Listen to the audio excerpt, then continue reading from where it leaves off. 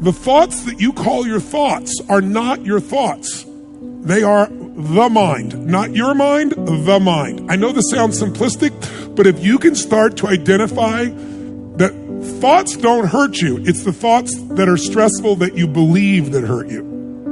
It's no surprise that so many people today have a great deal of uncertainty about where life, the world, the economy is going. We're going through massive changes, and some of them are unprecedented. We haven't seen for 40, 50, 60, 70, 80 years. And yet at the same time, we inherently know that with all this change, there's opportunity, that there's a chance for our lives to be better than they've ever been. The transformations that are happening in science and technology can truly change the quality of our lives, the length of our lives, the way we experience life.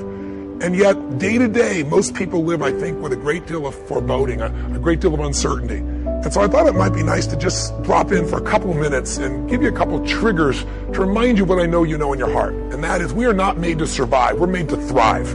Human beings, our spirit, our capacity to adapt, our ability to grow, our ability to learn with lightning-like speed, our ability to find a way to serve others, that calling inside of us that we have as a parent or as a friend or someone who truly cares, when we put our fear aside because there's something we want to serve greater than ourselves, we all have that ability to find that passion in our life.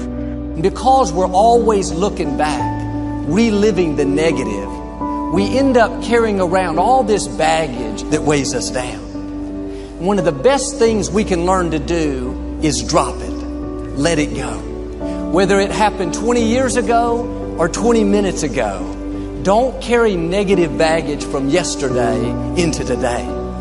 You won't live a victorious life if you're always reliving what didn't work out, who hurt you, the mistakes you made. The reason it's called the past is because it's over. It's done. It's history. Now do your part and let it go. I'm going to talk to you about just the simple core of what you and I are made for. We are not made to survive. We're not made to manage our pain or get through it. We're made to be creators of our lives. We can create anything. Anything we can dream about, we can create. And I know that sounds like positive thinking, just BS. But in your soul, there have been times in your life, I know, when you've had something that you wanted so much. Maybe you wanted something for someone you care about. Maybe you wanted something for yourself. But you became so obsessed with something, achieving it, experiencing it, whether it was a transformation, in yourself, a change in your business, making a certain amount of money, getting a job, increase of some position increase. Maybe it was doing something for your mom or your dad or your kids. Somewhere in your life, you've gotten obsessed enough to really want to create something that you may not even know how you were going to do it, but you just wanted it, desired it, that you started all of a sudden taking action, and you got insights, and before you knew it, what used to be just this impossible dream became a reality. Is it fair to say that at some stage in your life that there are some things today in your life that were once just a dream or a goal, that once seemed difficult or impossible, whether it be the job you have or the relationship you're in and might be taking for granted? Is there anything in your life today that was once like that? Well, then you and I are creators. And very often when we get overwhelmed by so many things that we feel out of control by, we start getting into being managers of our life, managing our pain, managing through the situation. So every day you have to sell yourself and get out of your mind those old thoughts, that old belief system. Every day you've got to sell yourself on that it's possible. That you got to put a new mind in you. You got to get out of your mind. You got to begin to restructure your thinking. Every day, you've got to begin to recondition your mind. So my purpose here is to say, what does it take to thrive once again? The key to thriving is you've got to allow yourself to be able to take advantage of uncertainty. Yes, the world is uncertain right now. Uncertainty is change. Change is life. We both know that. We all know that. But if you and I are going to become masters, we have to understand that we don't have to work on change. Change is automatic. Progress is not. If you and I are going to make progress, whatever stage of the year you're looking at this, progress comes when you tell yourself the truth and you're able to feel the uncertainty and take action anyway. Here's an important point. Nothing works the first time. When you try something new, it probably won't work. When you try something new several times, it probably won't work. And the turning point in my life came when I would hear good ideas, and I was so eager to be successful in selling. I would run out and try the ideas, and they wouldn't work. I'd try a way of getting an appointment or answering an objection or closing a sale. It wouldn't work. And my natural response, and I think just to be disappointed. And then I realized nothing works, at least the first few times. So I decided I would try a new idea 5 or 10 times before I passed judgment on it. I would not just try it once and quit like most people do, and that changed my whole life.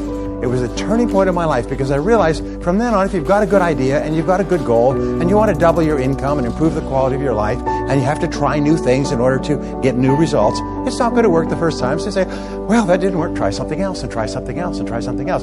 Now, if you try, only 2 things can happen. What are they? Succeed or fail. If you succeed, you do more of it. If you fail, you learn from it, get smarter, and try it again. So you cannot lose by taking action. You can only lose by not taking action. The thing that stops us all is fear. It's no surprise.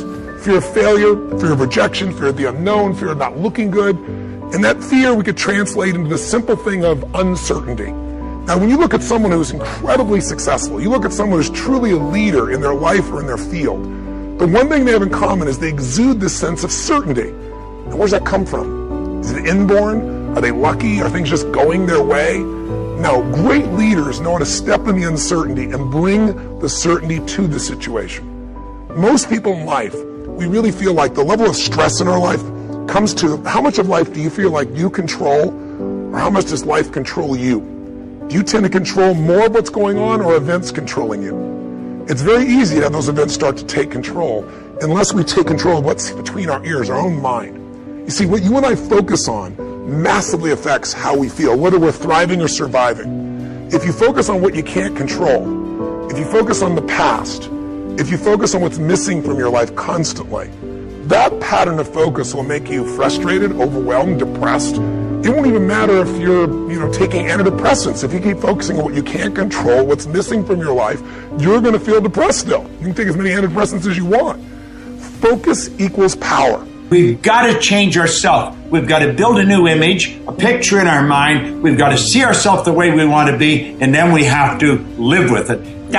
You go to the gym workout, that's what you do. You build a picture of how you want to see this arm, and you build that picture, and then you build the body. Well, you build the life in your mind. Take your pen and write out how you want to live. And always start by writing, I'm so happy and grateful now that. And the second you write it, you've got it intellectually. The moment you impress it upon your emotional mind, you've got it emotionally.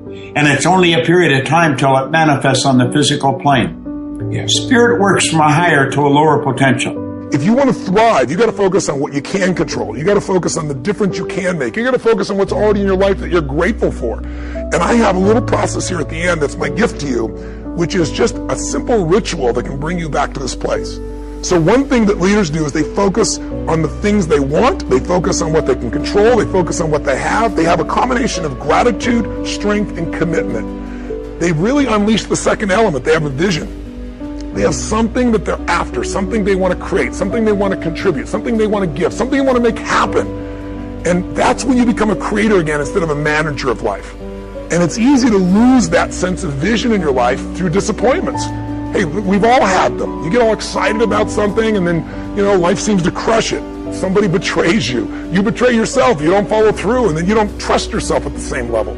What makes somebody a leader is they build this certainty, and not only with focus, not only do they get a vision for what they want, but they bring that certainty in their body. Because the infinite player understands sometimes you're ahead and sometimes you're behind. Sometimes your product is better and sometimes it's worse. The goal isn't to be the best every day. The goal isn't to outdo your competition every day.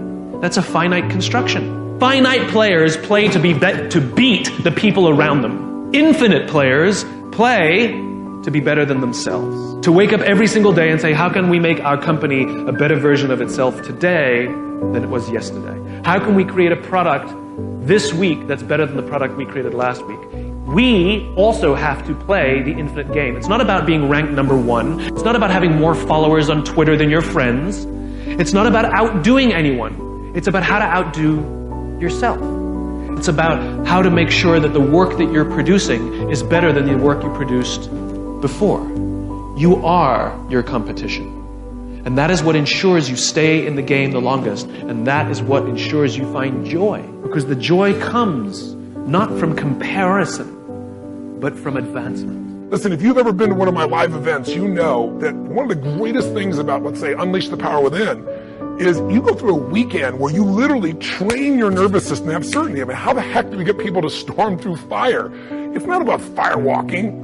It's about getting yourself to be able to take action in the areas of your life that normally you would more than hold back, where your brain would take over and say, I can't do this, are you crazy? Somebody else did it, but not me. What we do is get people in a state where you're going to follow through. We're going to face your fear and do it anyway. And the way we do that, besides changing people's focus, showing how to direct and control that focus, is also by learning how to use your body as the tool to change your state.